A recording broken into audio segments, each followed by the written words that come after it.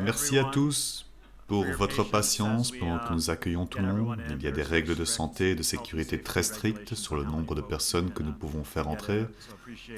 Donc, merci de votre patience. J'ai le plaisir de vous présenter le gratin de la journée de Polkadot ici à Davos.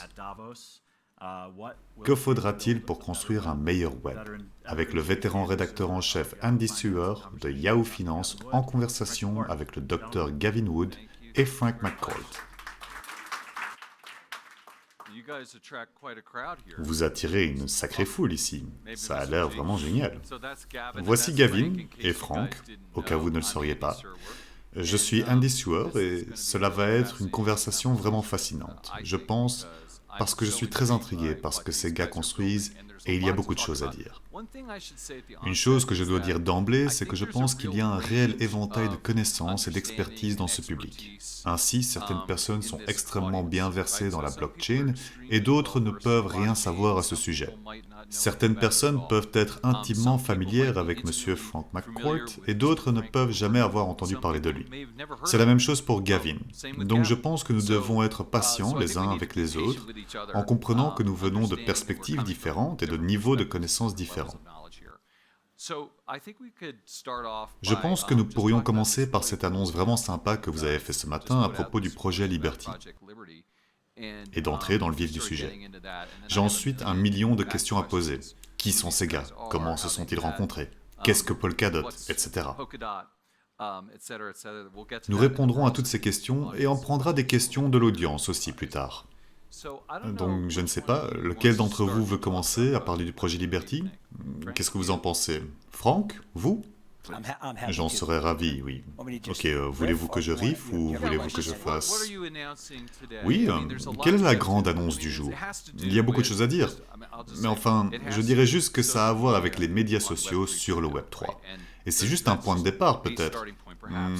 Alors pourquoi ne pas commencer par parler de ce que c'est et de ce qui vous a inspiré?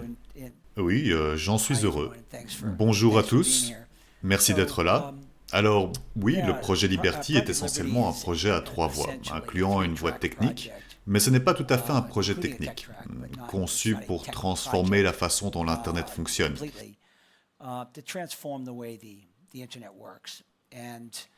Il y a un volet sur le mouvement, un volet sur la gouvernance et un volet sur la technologie.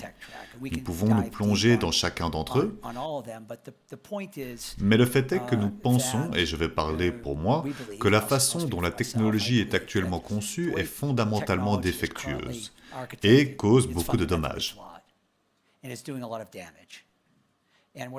Et ce à quoi je fais référence en particulier, c'est un type de surveillance, d'utilisation où nos données sont extraites et exploitées de manière très malsaine. Et puis aussi les médias sociaux qui font beaucoup de dégâts. Donc vous pouvez en fait penser au projet Liberty comme un projet sur la démocratie. Et j'élève la pensée à ce niveau supérieur et je dis que nous avons un problème en ce moment, si vous vous souciez de la démocratie. Personnellement, je m'en soucie profondément. En tant que gérant d'une entreprise familiale depuis 5 générations, vous savez que je veux que notre entreprise existe encore pour 5 générations, ou au moins une autre génération. En fait, je suis inquiet, compte tenu de ce que je vois en termes d'érosion rapide des démocraties. Et donc oui, nous cherchons à dire que nous pouvons faire, que pouvons-nous faire en tant qu'individu, en tant qu'entreprise, en tant que famille, et que pouvons-nous faire pour contribuer. Nous avions commencé quelque chose appelé Unfinished, qui était vraiment à l'époque un portail pour poser des questions. Nous faisons du crowdsourcing de questions, comme qu'est-ce qui se passe? Qu'est-ce qui vous préoccupe vraiment? Et ce qui était inéluctable, c'était la conclusion que la technologie était vraiment troublante pour les gens en termes de la façon dont elle était utilisée. Nous nous sommes donc mis au travail pour nous demander s'il y avait un moyen, en fait si quelqu'un faisait quelque chose sur la technologie et les médias sociaux pour décentraliser, en utilisant le Web3, pour décentraliser les médias sociaux de manière à ce qu'ils soient beaucoup plus sains.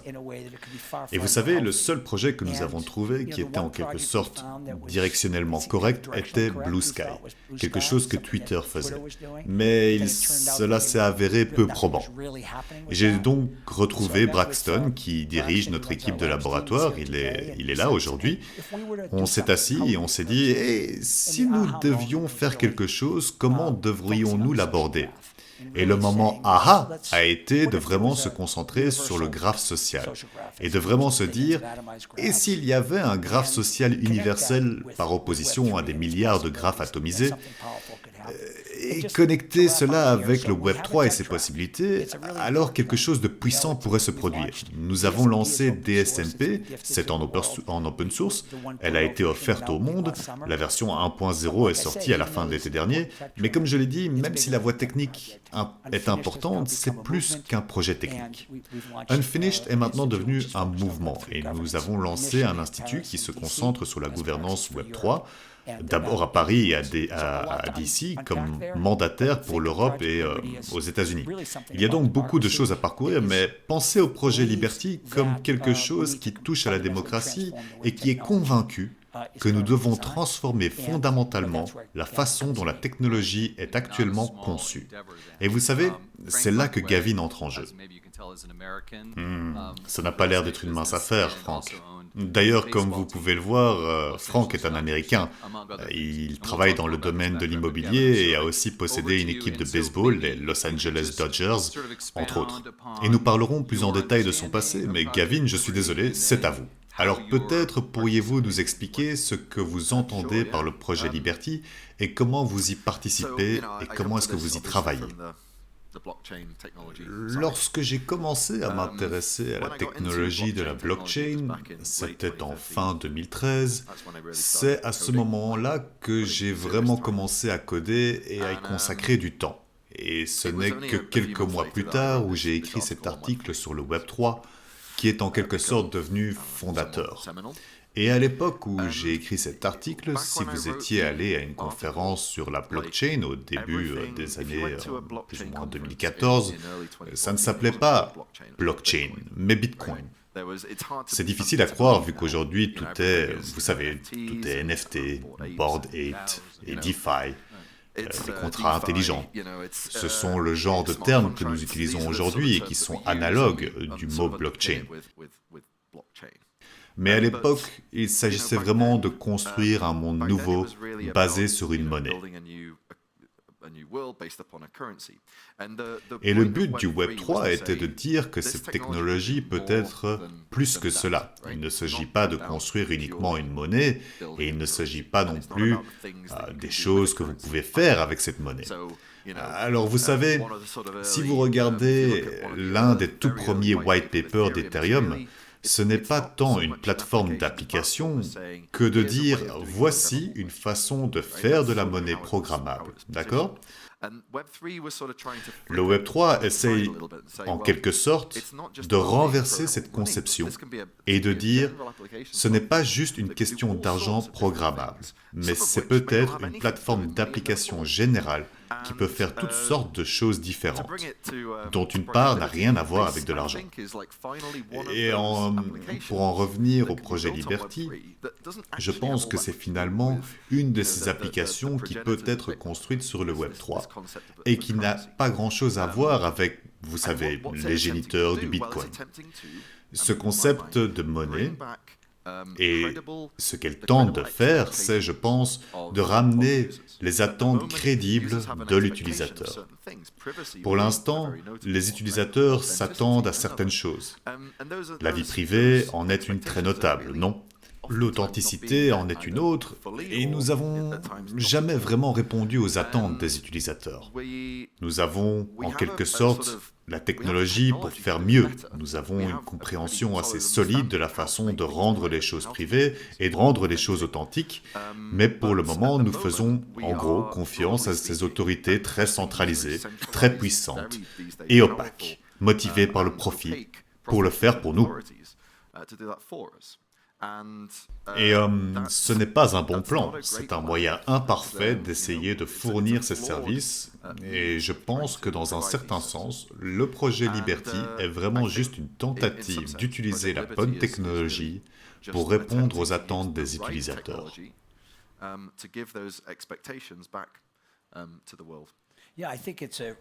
Oui, je pense que c'est un très bon point que Gavin soulève, et c'est l'un des premiers cas où nous pourrions penser au Web3, à la blockchain, appelez-la comme vous voulez, comme quelque chose qui peut être vraiment bien au-delà de ce que le narratif a été jusqu'à présent.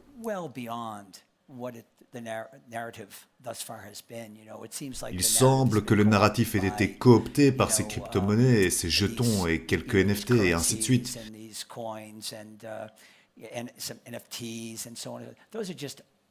Ce ne sont que des cas d'utilisation qui sont des adoptants précoces de la blockchain, mais il s'agit vraiment de penser à la blockchain comme un changement de règles fondamentales qui permettra une toute nouvelle architecture et un Internet totalement transformé.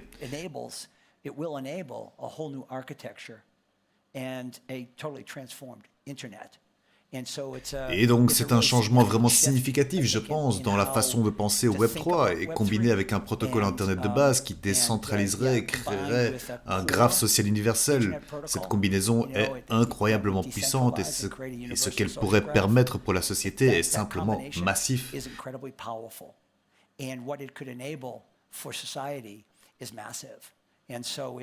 Et donc c'est vraiment un point d'inflexion en termes de comment penser à la façon dont nous pouvons utiliser le Web3 et la puissance de cette nouvelle technologie.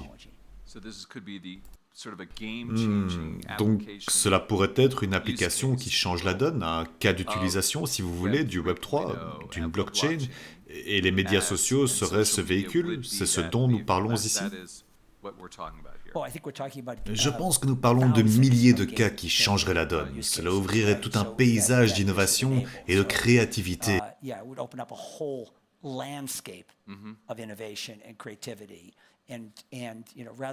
Et vous savez, plutôt que de compter sur un ou deux Goliaths et ces entités auxquelles Gavin a fait référence, imaginez un millier de David, 10 000 David ou 1 million de David. Je tiens à préciser au fait que Gavin vient d'Angleterre, comme vous l'avez peut-être remarqué, et qu'il est l'un des cofondateurs d'Ethereum, ce qui n'est pas rien. Donc, l'une des façons d'y penser est de concurrencer Facebook, non ? Ou de désintermédier ou perturber Facebook ? Je ne suis pas sûr de comment vous le caractériseriez, mais c'est pas tout à fait clair. Pouvez-vous expliquer comment cela fonctionnerait en termes pratiques ? Je veux dire, est-ce que c'est une forme décentralisée de connecter les gens ensemble ? Qu'est-ce que cela signifie vraiment, Gavin ?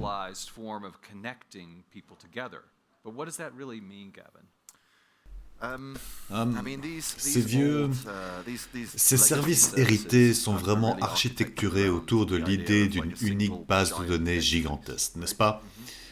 Et la base de données se trouve sur un ensemble de serveurs potentiellement distribués, mais toujours détenus et exploités par une seule entité économique avec ses propres priorités et ses propres intérêts.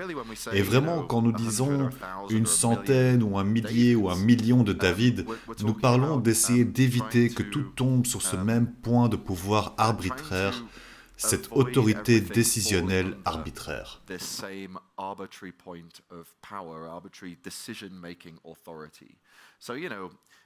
Par exemple, Twitter génère beaucoup de conversations, non ?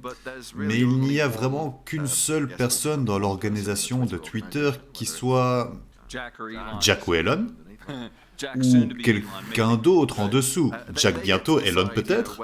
Oui, il décide où se situe la limite de ce vaste débat mondial, et évidemment, certaines personnes ne seront pas d'accord sur ce point de limite, d'autres peuvent être en désaccord sur d'autres décisions qu'ils prennent, et je me demande si nous pouvons vraiment avoir une autorité unique pour déterminer la limite de ce débat mondial.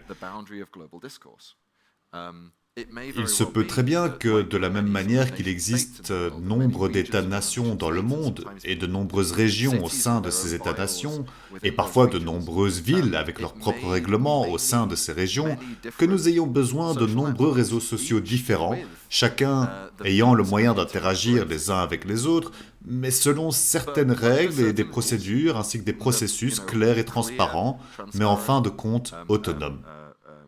Procedures and processes and rules, but ultimately that are self-governing. Right? Je crains que si nous essayons de créer un réseau social unique, nous finissons par ne satisfaire personne. Ok, alors est-ce que je dois me concentrer sur cette facette de réseau social du projet Liberty? Vous pouvez. Ok, est-ce que c'est la plus grande partie? C'est la partie la plus importante? Est-ce que c'est la partie sur laquelle on peut se concentrer le plus facilement? Je pense que c'est peut-être aujourd'hui... Pensez-y plus largement, comme le début de la création d'une nouvelle architecture civique pour un monde numérique. Pensez à la problématique de façon plus large.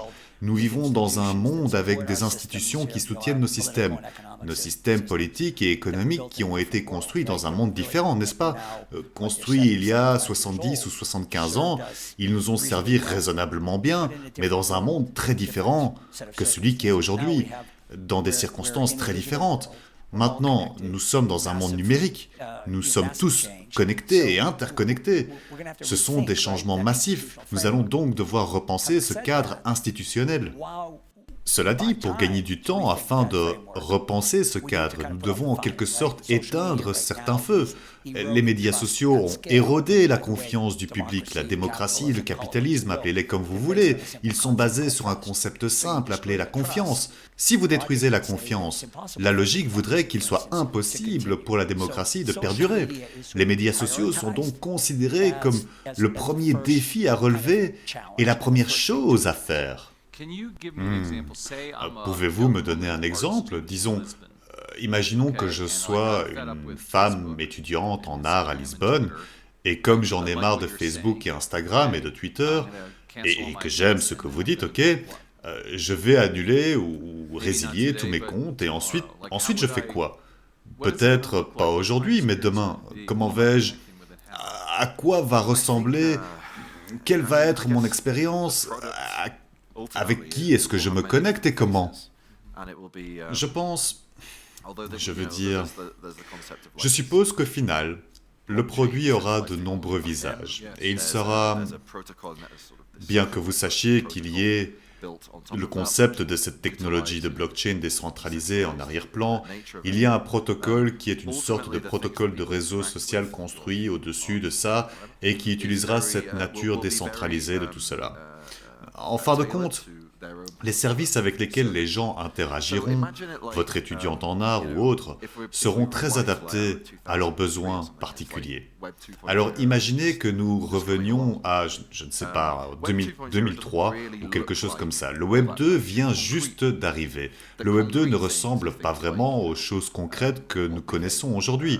Les choses concrètes sont des choses comme, vous savez, ce qui est devenu Facebook, ou ce qui est devenu Twitter, ce qui est devenu Snap ou Pinterest, n'importe quoi vraiment. Et ce n'est pas comme s'il y avait une chose singulière très évidente, c'est plutôt un lit d'innovation pour permettre au graphe social d'être utilisé par de nombreuses équipes de développement différentes, de nombreux produits différents, mais ils sont tous, dans un certain sens, compatibles les uns avec les autres.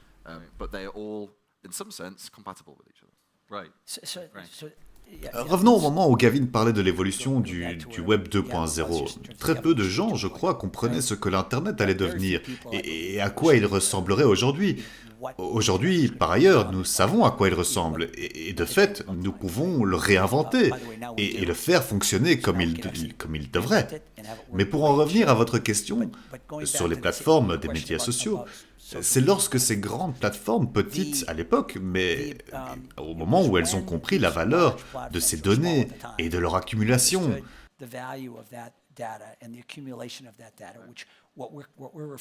et qu'elles ont en quelque sorte aspiré ces données pour ensuite comprendre qu'à grande échelle, lorsque l'on agrège toutes ces données, celles-ci ont une valeur énorme.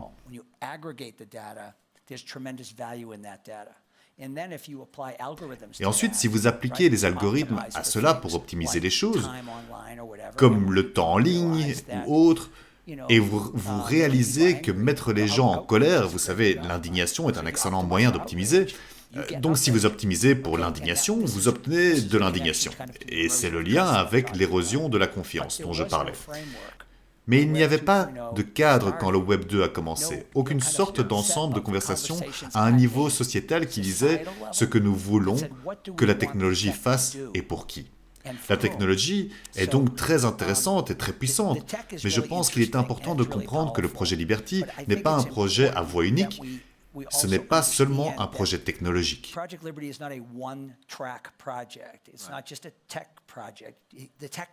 La technologie a besoin d'être réparée et réparée massivement.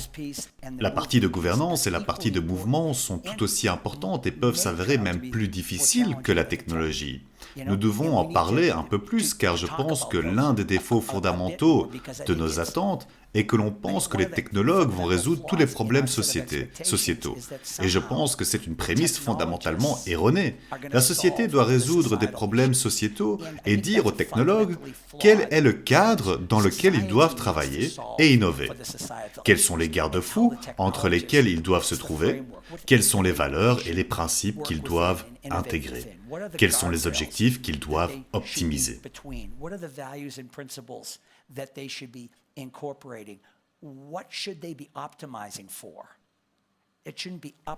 Vous comprenez, ça ne devrait pas être à l'une de ces grandes entités de décider ce qu'elle va optimiser et dans quel but. Et nous ne devrions certainement pas leur dire, maintenant que vous avez tout gâché, pourquoi ne décideriez-vous pas de ce qui est bon pour la technologie et que vous déterminiez ce qui est bon pour la modération et que vous déterminez ce qui est bon pour la liberté d'expression et pour la censure.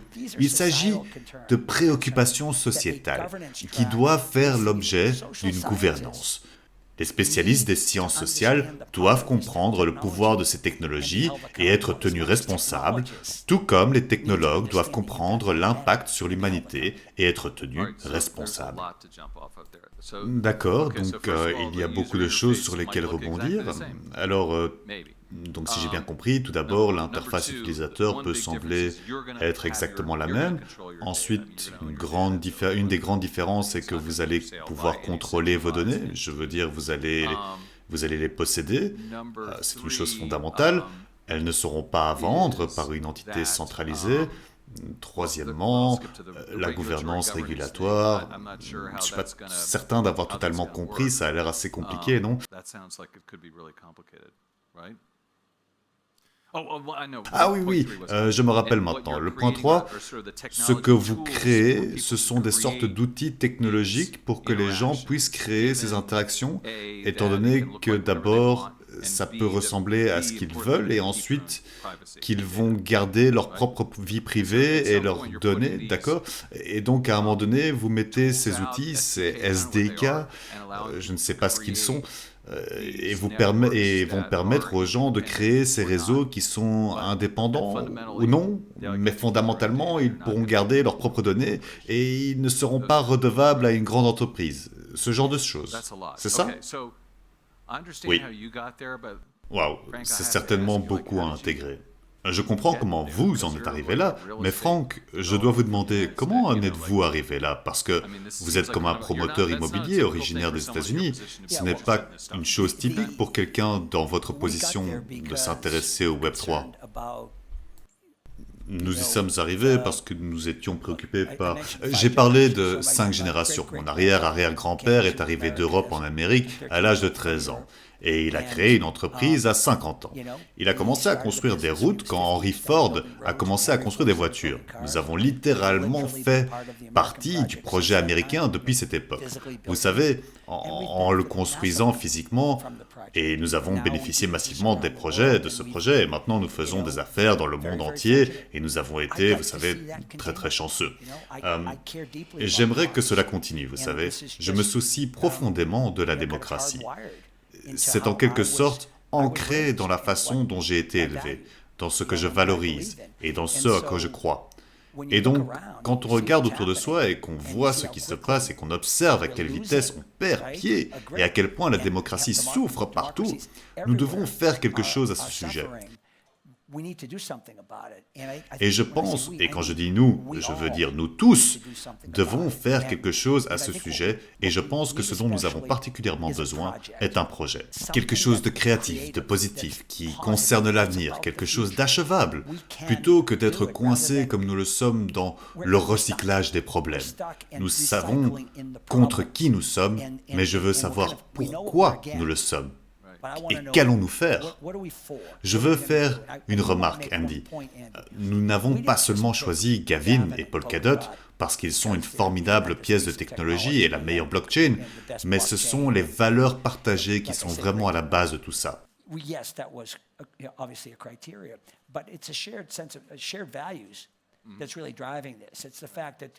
C'est le fait que nous ayons ici des technologues, de brillants technologues, qui se soucient profondément de ces mêmes questions. Cet alignement des valeurs et la compréhension que la blockchain est beaucoup plus que des jetons douteux et des plans pour s'enrichir rapidement, est ce qui va changer le regard sur ce qu'est vraiment le Web3. Une technologie capable d'avoir un impact très positif sur la société et nous permettre de maîtriser les choses pour aller de l'avant.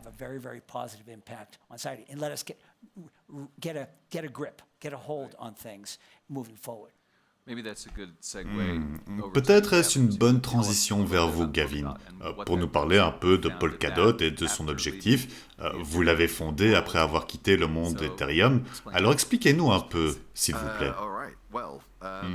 Eh bien, d'accord. Polkadot est... Enfin, c'est beaucoup de choses pour commencer. C'est évidemment une technologie, c'est une communauté, un écosystème, et dans un certain sens, c'est comme une sorte de croyance générale sur la façon dont les choses devraient être faites, c'est-à-dire une manière multilatérale contre la prise de décision centralisée avec une mentalité unilatérale. Centralized decision-making, one-size-fits-all kind of mindset.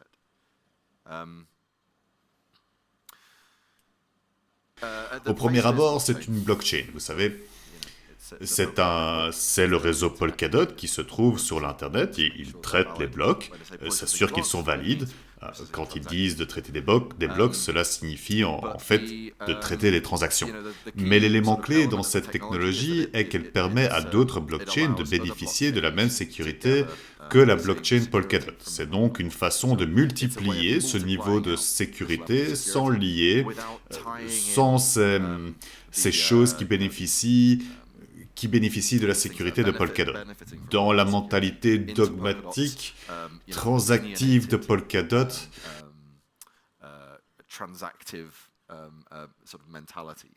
peut-être que Polkadot a des opinions, mais nous essayons de les protéger autant que possible de ces communautés ou des parachains.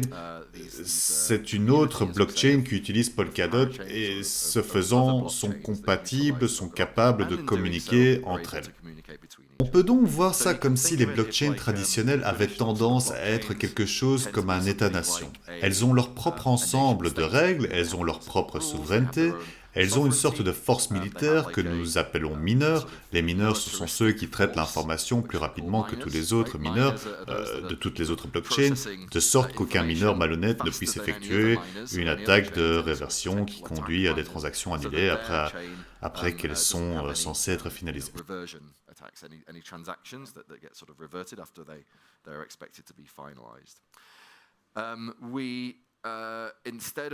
Au lieu d'avoir cette mentalité d'État-nation singulier, où tout le monde opère selon les mêmes règles, nous avons quelque chose qui ressemble plus à un système fédéral, où il y a une force militaire unique qui protège les frontières, et il y a des règles de base que tout le monde doit respecter.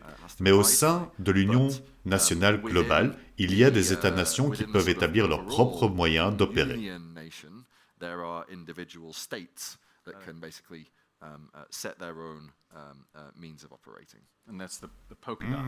C'est donc les Polkadot. Ce sont les parachaînes. Nous les appelons ainsi, mais oui, elles sont la multiplication, l'élément pluriel. Vous me semblez être un couple assez improbable, n'est-ce pas? Un couple étrange, si vous me le permettez. Alors, comment vous êtes-vous rencontrés? Comment est-ce que vous avez réglé ça? Pendant le week-end, autour d'un verre? Eh bien, ça a été encore plus rapide que ça. Je crois qu'on s'est rencontrés à Unfinished Live, la première fois qu'on s'est rencontrés en personne. Bien sûr, je connaissais Gavin et ses réalisations, et j'avais vraiment envie de te rencontrer et d'apprendre à te connaître un peu. Depuis, on a eu l'occasion de se rencontrer plusieurs fois et de discuter de tout ça, oui. Dans un sens, nous sommes comme un couple improbable et malchanceux. Je pense, d'un autre côté, je pense que c'est là où les grandes choses se produisent. C'est quand vous avez des perspectives différentes sur ce genre de choses, parce que, encore une fois, comme je le dis souvent et encore, c'est la technologie qui a besoin d'être réparée correctement. Et pour ce faire, nous avons besoin de brillants technologues. Gavin en est un. S'il y en a beaucoup dans l'écosystème Polkadot, Braxton et son équipe le sont dans notre écosystème. Ce sont des gens solides qui comprennent vraiment la technologie, mais il est injuste et déraisonnable de dire « Pendant que vous y êtes, résolvez tous les problèmes de la société, sauvez la démocratie, sauvez le capitalisme, faites en sorte que tout fonctionne à merveille. » C'est là que les non-technologues entrent dans la conversation. C'est un problème bien plus important qui doit être résolu ici. Je sais que la question de la technologie est fascinante et intéressante, et que nous devons la comprendre. Comme je l'ai dit plus tôt, les spécialistes des sciences sociales doivent parler aux informaticiens et vice-versa, et comprendre le pouvoir de ceci parce que c'est omniprésent dans notre monde et en ce moment. Et nous parlons de technologie de l'information en ce moment, mais nous pourrions parler de biotechnologie, de technologie financière ou autre, parce que c'est puissant et merveilleux. Je veux être clair, l'Internet est génial, tout le monde est connecté, c'est fantastique. Nous pouvons réellement résoudre des problèmes à grande échelle ici dans ce monde, mais pas de la manière dont il est actuellement et présentement conçu. Il est fondamentalement défectueux et il doit être réparé. Il a besoin de nouveaux protocoles d'exploitation et il a besoin du Web 3. Je pense que l'un des points d'entente entre moi et Frank était la gouvernance. Et c'est aussi le concept sous-jacent du Web 3. La technologie était fun, mais c'était en fait notre première conversation dans ce café à Manhattan. Nous n'avons pas vraiment consacré notre attention sur la technologie. Nous avons passé la plupart de notre temps à discuter de ces grands systèmes qui fournissent des services importants aux gens et comment ils devraient être gouvernés.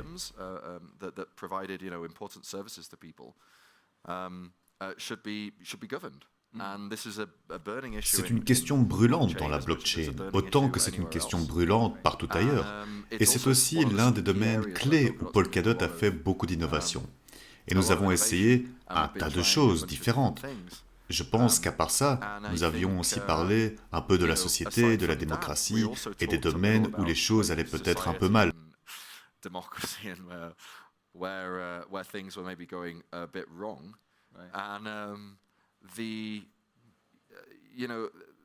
La prémisse du Web 3 est, je pense, très notable ici. Vous savez, ça n'a fait qu'empirer depuis 2014 en ces termes, et les termes sont très simples. Le Web 3, c'est moins de confiance et plus de vérité.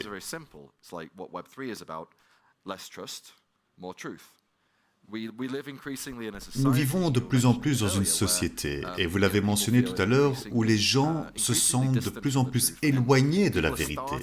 Les gens commencent à réaliser et à reconnaître que ce qu'ils font pour vivre au quotidien nécessite de faire confiance à des individus opaques, des organisations opaques, auxquelles nous devons faire confiance afin de faire le travail à notre place.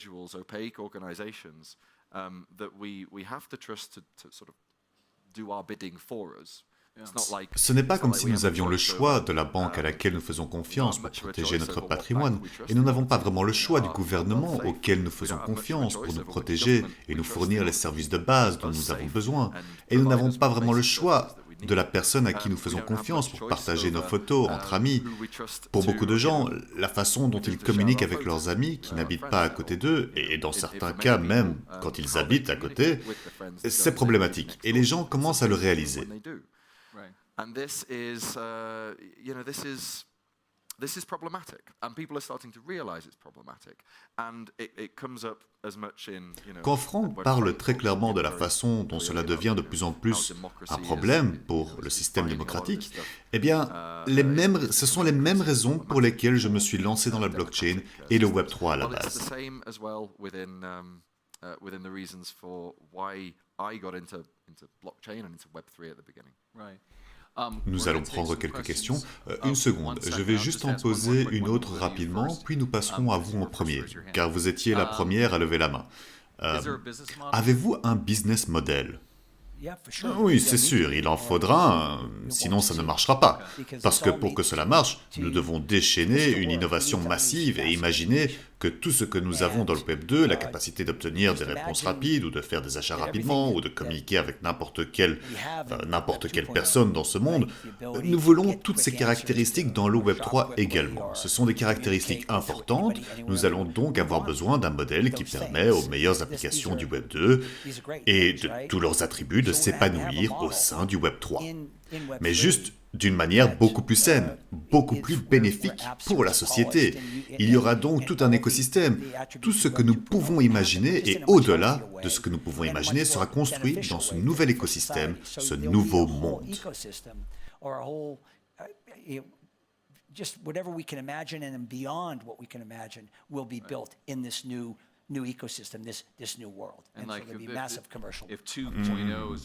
Si le Web 2 dépend de la publicité qui est basée sur un manque de confidentialité par un individu, vous pourriez voir des abonnements ou des compteurs ou quelque chose dans le Web 3 où un individu pourrait ou paierait au fur et à mesure ce genre de choses. Potentiellement, je vois les choses un peu différemment. Je vois ça comme une connectivité massive de l'humanité. Et dans un écosystème qui est beaucoup plus digne de confiance, beaucoup plus fiable, et où les gens y croient plutôt que d'en être suspects. Je pense que les gens partageront, en fait, plus d'informations une fois qu'ils auront réalisé qu'ils contrôlent leurs données et qu'ils contrôlent l'information. Je pense que les gens, par exemple, partagent de l'information anonyme dans le but de guérir, par exemple, des maladies, ou de traquer, par exemple, le prochain coronavirus et de l'éliminer rapidement. Le domaine sur lequel Gavin et moi travaillons encore pour l'instant est cette idée de moins de confiance et plus de vérité. C'est ce que Gavin dit, et une fois qu'il l'explique, c'est très clair. Je parle de la confiance comme étant le fondement de la démocratie et du capitalisme. Nous avons besoin de plus de confiance aussi parce qu'il va y avoir des institutions qui sont nécessaires dans ce nouveau monde numérique. Mais le fait est que nous devons commencer à en parler et y travailler aujourd'hui sur la façon dont nous y pensons, etc. Nous n'en sommes qu'au commencement actuellement.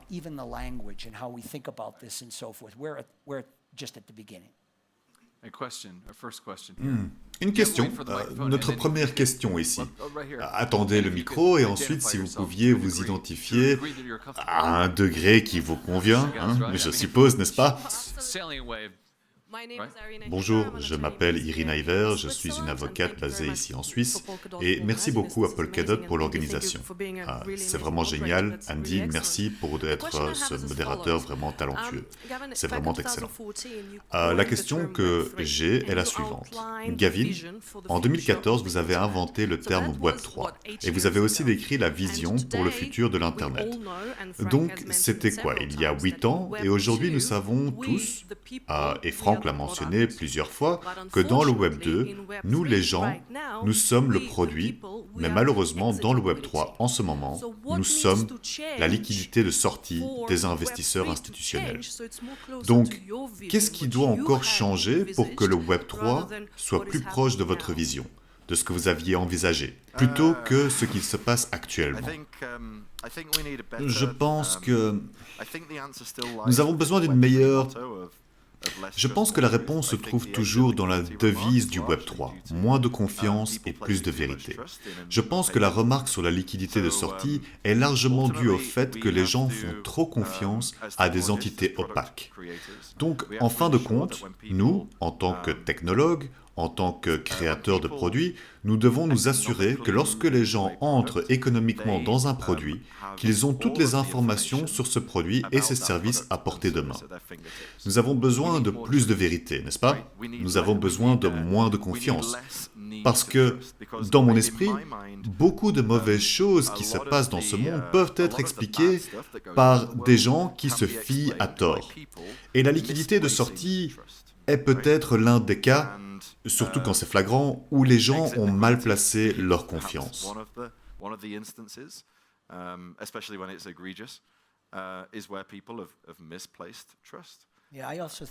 Oui, je pense que c'est ce que nous voyons dans les premiers balbutiements du Web 3. C'est vraiment une sorte de loup déguisé en mouton. C'est la mentalité du Web 2, concentrée et centralisée, enveloppée dans les vêtements du Web 3.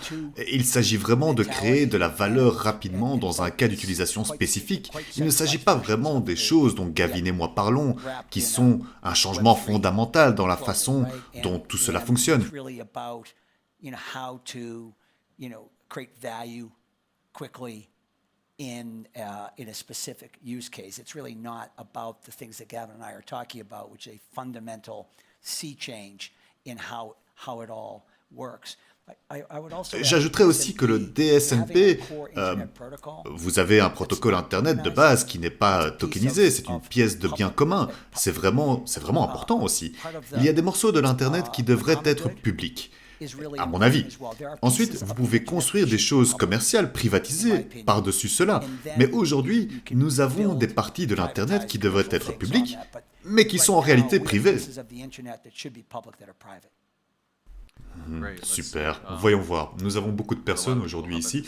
Que diriez-vous de ce monsieur ici? Et entre-temps, donc, si j'ai bien compris, changer le nom de votre entreprise ne vous rend pas digne de confiance et ne vous fait pas devenir du Web 3. Non, en effet. Bonjour, Kurt Emicard de Mina Protocol. Nous travaillons également sur la technologie Zero Knowledge qui aide à préserver la vie privée. Mais j'ai une question pour vous, Frank. Gavin a inventé le terme Web 3. Je vous ai entendu mentionner la démocratie assez souvent. La démocratie et la société capitaliste, qui est en quelque sorte ce dont le Web 2 est issu, sommes-nous à l'aube d'une démocratie 3.0 ou d'un capitalisme 3.0 ? Comment voyez-vous la mise en œuvre de cette technologie pour ce que vous appelez la démocratie et le capitalisme ? Oui, je pense que chaque souverain a deux systèmes de base, un système politique et un système économique. Et ils choisissent ce qu'ils veulent dedans. Les démocraties occidentales ont généralement une forme de système économique capitaliste, donc je simplifie à l'extrême, mais c'est un peu là où je veux en venir. Et ces systèmes évoluent avec le temps, et c'est ce que j'ai dit tout à l'heure, c'est que nous avons un système qui, et d'ailleurs ces systèmes sont soutenus par des institutions, et ces institutions fonctionnent en fonction de leur construct et de l'ensemble des hypothèses et de l'environnement dans lequel elles évoluent. Nous avons des institutions qui ont soutenu la démocratie telle que nous la connaissons et le capitalisme tel que nous le connaissons. Et encore une fois, c'est différent en Europe et aux États-Unis. Je simplifie trop pour le bien de la simplicité ici, mais le monde a complètement changé avec cette révolution technologique.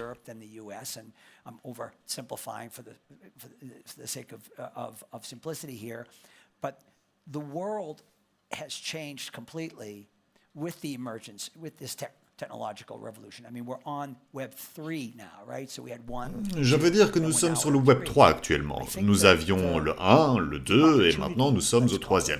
Je pense que l'opportunité, appelons-la comme ça, parce qu'on a beaucoup parlé du problème, c'est quand la technologie se réinitialise. Ça nous donne un moment pour nous poser les questions suivantes. Que voulons-nous que la technologie fasse ? Voulons-nous toujours la démocratie ? Voulons-nous toujours un système capitaliste ? Et si la réponse est oui, alors comment voulons-nous que la technologie fonctionne pour soutenir ces systèmes ? Et c'est une conversation qui a été négligée. La version 2.0 était motivée par l'idée d'aller vite et de casser des choses. D'accord, ce n'est pas exactement une étoile du Nord brillante et inspirante. Et ça a bougé vite et ça a cassé beaucoup de choses, y compris la démocratie. Alors, la démocratie sera-t-elle différente dans le futur ? Mais c'est évident. Je veux dire en termes de comment les gens votent et comment les gens font ceci et cela, mais j'espère que cela incitera plus de gens à participer, parce qu'il y aura plus de confiance et de vérité. Et il y aura des possibilités de participer, de se sentir en tant qu'individu comme faisant partie du futur. To participate and feel like as individuals we're part of the future, right? Nous sommes aujourd'hui le produit et nos données sont extraites et exploitées. Je pense qu'il y a une prise de conscience du défaut fondamental de ce principe. Au début, il n'y avait pas vraiment cette idée que vous n'obtenez rien gratuitement. C'est en fait assez trompeur.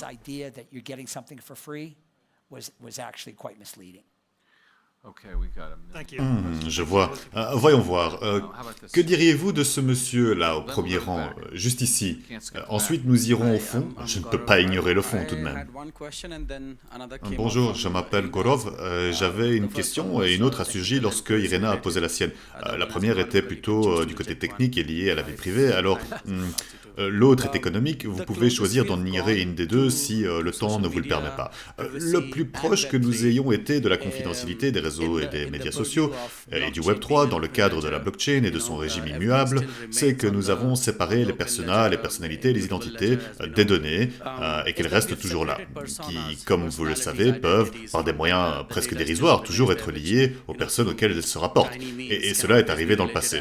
Est-ce quelque chose de la sorte? Parce que si c'est une plateforme des médias sociaux, il doit y avoir un persona vivant. Il doit y avoir des données, et les données seraient sur un registre ouvert, et il ne faut que quelques clics, et comme vous l'avez dit, des algorithmes pour les raccorder, ces données et ces identités. Comment allez-vous réparer cette déficience technique?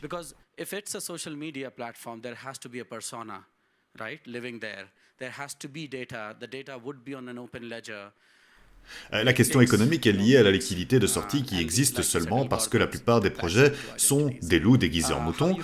Nous avons apporté le même modèle lié au VC, les investisseurs de capital, alors que le Web3 avait été prévu pour être des lancements équitables afin que le public puisse y participer. Mais aujourd'hui, nous sommes des liquidités de sortie. Et pour qui? Pour les investisseurs de capital qui rentrent tôt et qui sont invités à la naissance d'un projet afin d'être le point d'ancrage pour attirer le grand public. Avez-vous un modèle? Comme vous l'avez dit, il y a un modèle d'affaires, donc je suppose qu'il y aura une collecte de fonds, quelque chose comme ça, ou un accès aux gens pour les inviter au moins à cette partie glamour du Web3 et de la tokenisation. Est-ce que ce sera un lancement équitable ou est-ce que vous aurez des investisseurs privés qui vous soutiendront et qui nous utiliseront comme liquidité de sortie? Ok, donc nous devons choisir entre deux questions, pour être juste, n'est-ce pas? Nous aurons d'autres questions de l'audience, alors à laquelle voulez-vous répondre et qui s'y colle? Je soupçonne que Braxton est la personne la mieux placée pour répondre à la première question. Oui, Braxton qui est assis 3 rangs derrière vous. Mais pour faire court, le DSMP permet une identification auto-souveraine des attributs vérifiables et un contrôle de la vie privée, et il devrait être la personne à qui parler de cela. Je suis d'accord sur la problématique du financement par les investisseurs privés, car vous savez, c'est une idée de sortie dans 18 mois ou autre, et je pense que le Web3 crée une opportunité pour un modèle de financement totalement différent. Est-ce que c'est dans vos plans? Oui, bien sûr, absolument. Allez-vous répondre à cette question? Oui. Braxton, pourquoi ne pas... Oui. Je répondrai à la question offline. Ok, bien. Pourquoi pas la femme au fond, là? Oui, au fond, avec un accoutrement bleu-violet. Merci, Andy. Je suis une ancienne de Yahoo, mais j'étais jeune. Oh, wow, je ne savais pas, et mes condoléances. Je m'appelle Sarah, je suis boursière de l'école de commerce de Harvard dans le laboratoire d'innovation de Harvard où j'étudie le Web3. Un de mes conseillers a écrit le premier cas de NFT à l'école de commerce de Harvard sur les Bored Ape Yacht Club. Donc je fais partie de cet environnement et j'ai l'impression que le Covid et la perte de liberté a vraiment créé cette culture rebelle. Il y a eu un article dans le New York Times intitulé Revenge Travel qui a aussi contribué à l'accélération de l'adoption de la technologie, etc., etc. Ma question est la suivante. Si l'on se projette dans 5 ou 10 ans dans le futur, à quoi ressemble vraiment la vie quotidienne dans le Web3?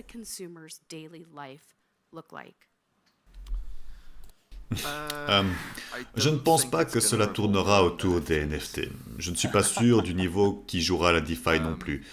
Je pense que ce que nous voyons, ce sont des moyens précoces et intéressants de jouer avec une plateforme de contrats intelligents. Je ne sais pas si l'un ou l'autre, je veux dire, peut-être qu'ils évolueront vers un produit raisonnable, utile au bout du compte.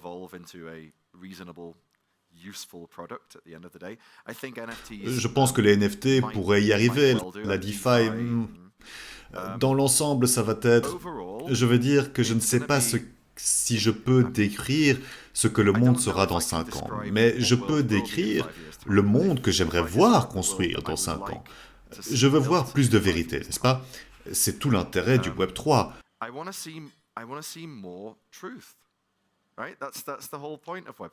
Je veux comprendre toutes les étapes que mes grains de café ont franchies pour arriver jusqu'à moi.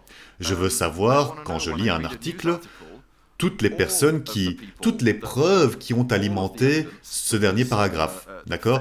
Je ne fais pas confiance aux journalistes pour faire les choses bien. Je veux connaître leurs sources, je veux connaître les sources de leurs sources, je veux savoir qui a pris la vidéo, d'accord ? Je veux savoir d'où viennent les images, je veux savoir si je ne vois pas les images, quelles images ont été visualisées afin d'arriver à cette conclusion et d'écrire cet article. Je veux connaître les partis pris. Lorsque je stocke mon argent, je veux savoir dans quel actif il est stocké. Je veux savoir quels risques sont pris. Je veux pouvoir creuser, oui. Pour ce qui est du gouvernement, je veux savoir où sont mes impôts, où vont mes impôts. J'en paye suffisamment, non ? Je veux savoir où ils sont dépensés. Je veux savoir le salaire de qui, précisément, est financé par mes taxes. Ou quel pays reçoit de l'aide grâce à mes taxes. En bref, je veux voir un monde où les informations du globe sont transparentes, mais seulement si ça n'implique pas de compromettre la vie privée d'un individu.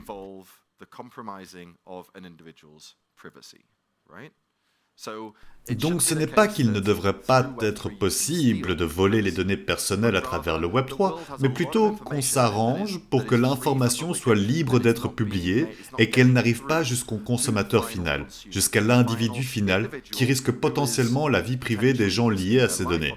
C'est un réel problème.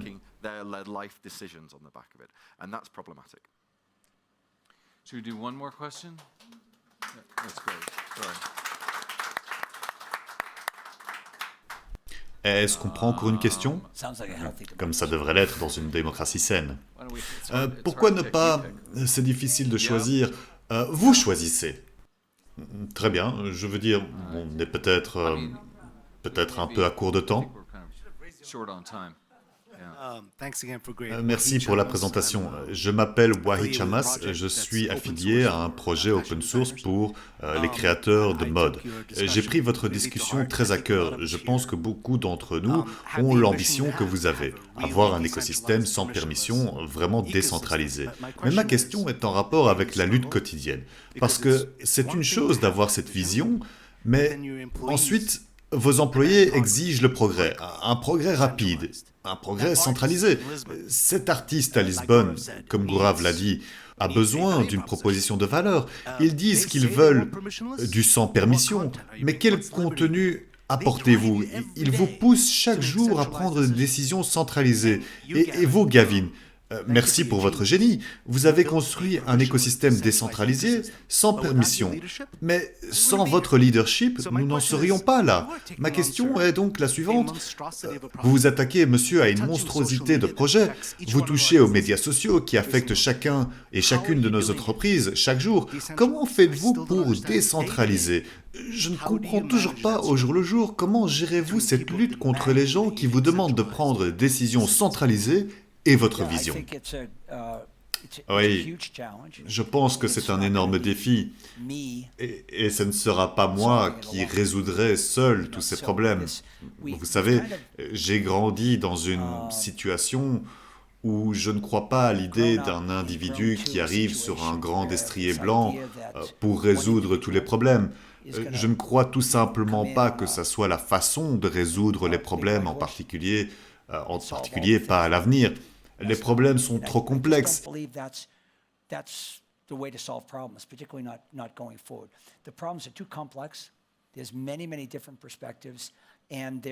Il y a beaucoup de perspectives différentes et il faut apporter de l'expertise dans la conversation, ainsi que des gens avec des opinions. Maintenant, cela ne signifie pas que dans le monde de la technologie, quelqu'un qui ne connaît rien à la blockchain va remplacer Gavin. Cela n'arrivera pas. Ou même pas la gouvernance, que quelqu'un qui ne connaît rien à la gouvernance et au modèle de gouvernance remplacera cette personne avec une profonde expertise. Mais il doit y avoir une socialisation de la connexion entre la technologie et l'ordre primordial de la société, non ? Et des systèmes dont j'ai parlé précédemment. Nous devons prioriser ces systèmes et ensuite créer d'une manière ou d'une autre la capacité de comprendre de ce qui est en jeu, de comprendre ce qui est possible, et ensuite de concevoir une méthodologie pour y arriver.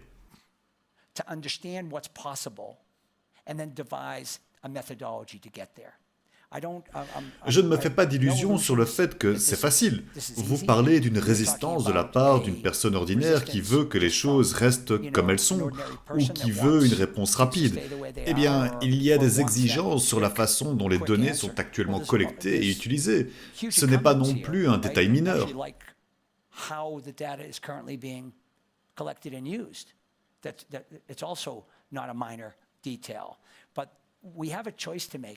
Mais nous avons un choix à faire. Je pense, dès maintenant, nous pouvons dire « Je pense que ce problème est un peu trop complexe et impossible à résoudre. » Et simplement continuer avec ce que nous avons.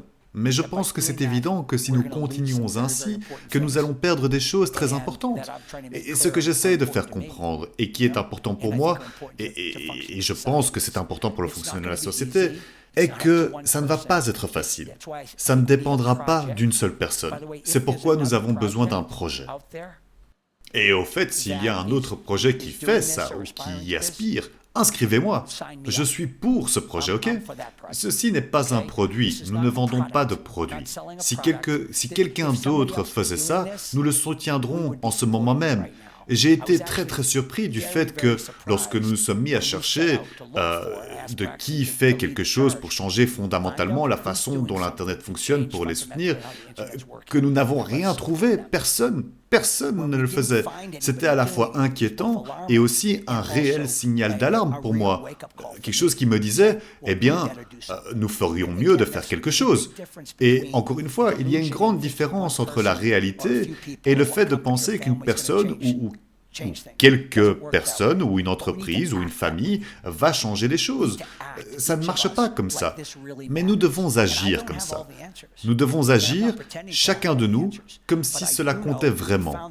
Et je n'ai pas toutes les réponses et je ne prétends pas avoir toutes les réponses. Mais je sais que nous avons trouvé quelqu'un dans l'équipe technique de Braxton, un technologue qui est aussi un humaniste. Et je sais que nous avons trouvé quelqu'un en Gavin et son équipe, en Paul Cadot, qui partage ses valeurs et ses aspirations. Et je suis sûr que nous sommes à un moment où j'espère que nous pourrons changer ce récit de cette discussion sur le Web 3, loin de l'aspect trivial, douteux et de l'enrichissement rapide, pour une conversation sérieuse sur le changement de l'Internet et de son fonctionnement. Parce que je pense que les gens arrivent à la conclusion que la démocratie et la technologie sont assez liées, du moins de la façon dont la technologie est utilisée. Donc je n'ai pas la réponse spécifique à votre question, j'aimerais l'avoir, mais je pense que la réponse est là, si nous dynamisons les conversations autour de cela. Je sais que la technologie est là, et ce sera la partie facile, je pense. Qu'en penses-tu, Gavin? Ouais. Je pense que décentralisation ne signifie pas que tout le monde est en quelque sorte sans chef. Cela ne signifie pas qu'il n'y a personne pour vous aider à résoudre vos problèmes. Je pense que, comme vous le savez, les leaders, tout leader individuel a un temps limité. Elon Musk ne peut diriger que 3 entreprises, n'est-ce pas? On ne peut pas s'attendre à ce qu'une seule personne prenne une quantité infinie de décisions. En fin de compte, ces décisions, ce leadership mental doit être divisé.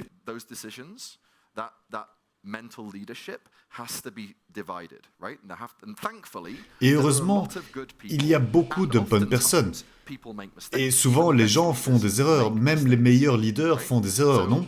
Donc, il ne s'agit pas de dire « Eh, voilà un grand leader, demandons-lui de prendre toutes les décisions, et alors tout sera parfait. » Non, c'est encore ce genre de pensée centralisée, et ce n'est vraiment pas ce dont il s'agit. Le but de la décentralisation est de donner aux individus des attentes plus crédibles sur les services qu'ils utilisent. C'est là pour un objectif bien précis. C'est un moyen d'arriver à une fin, ce n'est pas une fin en soi. Quand nous voulons décentraliser aussi le leadership et les produits dans cet environnement. Tout ce que nous voulons faire, c'est de fournir un environnement qui a des attentes claires, des règles claires et qui sont transparentes et qui sont appliquées de manière fiable. D'accord ?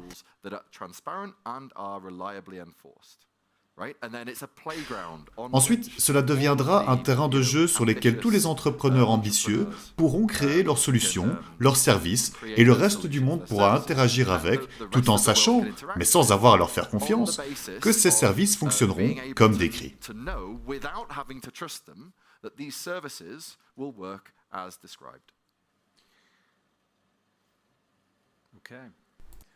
Ok, eh bien, il y a évidemment encore beaucoup de choses à dire, à discuter, beaucoup de questions à poser, etc.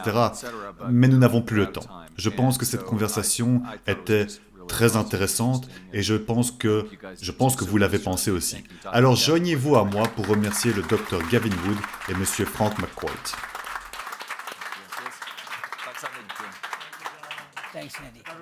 Tout le monde est prié de rester à sa place pendant que nos panélistes vont sortir et aller dans la salle verte. Ils seront de retour après pour quelques questions. S'il vous plaît, prenez de quoi manger et des boissons après qu'ils aient quitté la scène. Merci.